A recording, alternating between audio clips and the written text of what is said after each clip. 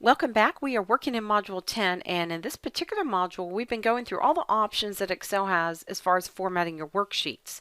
This is going to be Section 7. I want to show you a little bit about the protection option that Excel has to offer. You have the ability to protect the sheets you're working on. You have the ability to protect the cells you're working on, and also the workbooks themselves. Let's go ahead and flip over to Excel, and I will show you how the protection option works in Microsoft Excel. I mentioned to you that there are three things you can have Excel protect. Excel can protect a cell or a range of cells for you. It can protect a sheet, and it can also protect a file. Let's go ahead and start with a sheet. And before we do that, let's just take a quick peek at how the exercise is set up. This looks like a company called Benjamin of Brussels. It's their international chocolate distributors, and it's the Southwest U.S. Regional Sales Report. In column A, it looks like they've listed the name of each of their salespeople. It looks like they've got their figures for each person for April, May, and June across this way. And there is a formula over in column E that adds up April, May, and June. If I double click, you can see that formula. There's also formulas in column F and over in column G as well. Over here, they've got some commissions. You can see there's a quota and a commission rate of 18%. You can see they've got a little bonus table here as well.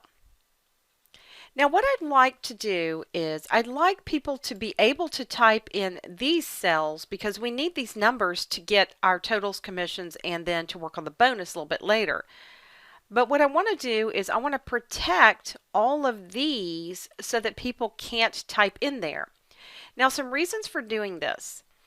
If you write formulas, one of the things you're going to find is that sometimes it takes you a while to get the formula correct. And once you figure it out, you don't want to accidentally type over it and lose what you did. Or if you share the file with someone else, you wouldn't want them to be able to accidentally or on purpose delete or edit those formulas you worked so hard for. The way this is going to work is that you're going to go through and you're going to unlock all the cells that you'd like people to be able to type in. Now, I know that's going to sound backwards, but here's how it works. In Excel, all cells are locked automatically. Even if it's a brand new file you just created, then all cells are locked. You don't know that because in Excel, it's a two-step process. You have to unlock the ones you do want people to type in, and then you protect the file or the sheet. If you don't do both of these, you won't be able to tell if your cells are locked or not because Excel will let you type in any cell. As far as selecting the ones that you do want people to type in, there's a lot of cells here. I could do something like this. I could actually hold the control key down, and then I can go ahead and select all the names like this. I might select all this across this way. It might be that I want people to type over here, but my point is you can see that I'm holding control and it's taking a little bit of time to select all the cells I'd like to unlock. These cells are what we call constants. They are cells that have something in them that are not formulas. Instead of me doing this manually, Excel will actually do this for me. On your Home tab, if you go all the way to the right, you're going to see an option that says Find and Select. On this drop down, if you choose the Go to Special option, you're going to see several things here that Excel will just go to. And some of these we've talked about and some we will talk about coming up in some later modules, but starting with comments, and then you'll see constants. That's the one we're going to choose.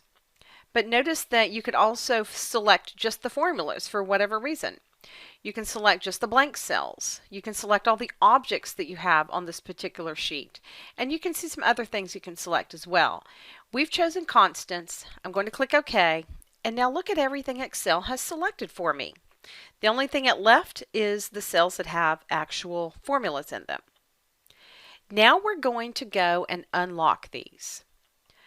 On the Home tab, go to the grouping that says Font and click the arrow on the bottom right of that grouping. That takes you into the Format Cells options, and the last tab over says Protection. You want to make sure this is unchecked. and then you're going to click OK. And now all of those cells are unlocked. Let's go and try it out. Let's say that I want to type something in E6. I'll just put the number 2 in there. Oh, it let me type in there. Did you notice that? And that's because even though I unlocked this, I didn't do the second step yet of protecting. So let me go ahead and undo this, and let's go do that second step. The way you're going to get to the protection options is you're going to go to the Review tab, and then you're going to see a grouping here that says Protect. I'm just going to protect the sheet. When you choose that option, it will ask you to set up a password. I'm not going to do it right now because I'll probably forget it, but in real life I want you to go ahead and do that because especially if you share this with someone else, you don't want them to be able to go in and just unprotect it. It's kind of pointless if you don't have a password here. I want you to notice that it says it's going to protect the worksheet and the contents of the locked cells. It also has the first two selected, select locked cells and select unlocked cells, and I would just leave it where it defaults and click OK. Now let's try it out. I want to type something again in E6. I'll put the number 2 in there, and now you'll see that I have a message basically saying that this particular cell is protected. And in order to make the change, I'd need to unprotect it. Remember, if you've shared this with someone else and you've set a password, they won't be able to unprotect it unless they know the password. And that could be a good thing if you're sharing files. Now remember that I do need them to be able to type over here because we want the answer to update. I'm going to go ahead and put 50 here, and you'll notice that it does change this total. That works perfectly. That's exactly what we want it to do. Now, how do I know if this sheet is protected? All I have to do is look up here, and if it says unprotect, that means it is protected. Let me go ahead and mention a little bit about protecting the workbook. If you're sharing this file with someone, then one of the things you might want to do is protect the whole workbook. Maybe you want to keep people from deleting some columns or rows. You might not want them to add or delete some sheets in there or move things around. It could be you just want them to view the data. That's an example of protecting the entire workbook so that none of those types of things would happen. Now, I also want to mention a couple of these. You do have the ability under the Allow Edit Ranges. If the protection is not turned on yet, then what you can do is you can go ahead and set this up so that certain people that you share the file with, you may want them to be able to edit certain ranges that you had pre-designated before you turned on the protection. Also, you can unshare the workbook.